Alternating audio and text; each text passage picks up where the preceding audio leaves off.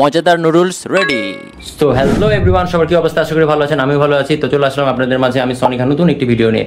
আজকের ভিডিওটি অনেক ইম্পর্টেন্ট, কারণ আজকে এই ভিডিওর মাধ্যমে আপনি জানতে পারবেন আপনি বাসায় বসে মজাদারভাবে কীভাবে খুব সহজেই নুডলস তৈরি করতে পারবেন। যারা নুডলস লাভার কিন্তু জানে না কীভাবে বাসায় বসে নুডলস তৈরি করা যায় মজাদারভাবে, তাদের জন্য এই ভিডিওটি। তো চলুন কথা না বাড়িয়ে শুরু করা যাক। তার আগে গাইস, আমি আপনাদের জন্য কষ্ট করে ভিডিও বানাই, সো আমার চ্যানেলটিকে একটু সাবস্ক্রাইব করে দিবেন। গাইস, নুডলস যদি একজনের হয় তাহলে 1 থেকে 2টি পেঁয়াজ যথেষ্ট। পেঁয়াজ নিয়ে কুচি কুচি করে কেটে ফেলতে হবে। তারপর মরিচ কুচি কুচি করে সুন্দর করে কেটে ফেলতে হবে। টমেটো নিলাম একটি, যেহেতু নুডলস একজনের জন্য, এই জন্য টমেটো কুচি কুচি করে এইভাবে কেটে ফেলতে হবে। তারপরে আমি ওখানে ধনেপাতা অ্যাড করবো, তাই ধনেপাতা নিলাম, এইভাবে কেটে ফেলবেন।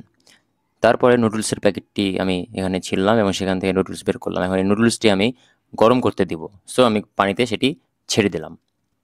এবার আমি যেটা করব সেটি হলো, ছাকনা দিয়ে আমি শুধু নুডলসগুলোকে সংগ্রহ করব এবং পানিটাকে ফেলে দিব এবং এইভাবে রেখে দিব। এখন আমি নিব হলো একটি কড়াই, যেখানে প্রয়োগ করব সয়াবিন তেল। তারপর এখানে দেওয়া হবে পেঁয়াজ আর মরিচ দিয়ে ভালো করে একটু নেড়ে এটার উপরে ডিম ছেড়ে দেওয়া হবে একটি, যেহেতু একজনের জন্য নুডলস তাই।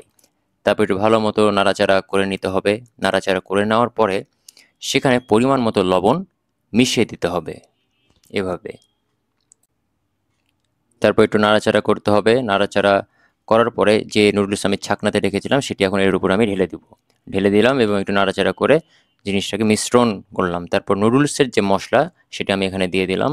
দেওয়ার পরে একটু ভালো মতো নাড়াচাড়া করলাম। এবার বাকি যে সকল টমেটো ধনেপাতা ছিল, যেগুলো কাটা হয়েছিল কুচি কুচি করে, সেগুলো সম্পূর্ণ এর মধ্যে ঢেলে দিলাম। এবার সম্পূর্ণভাবে সেটিকে নাড়াচাড়া করে মিশ্রণ করলাম।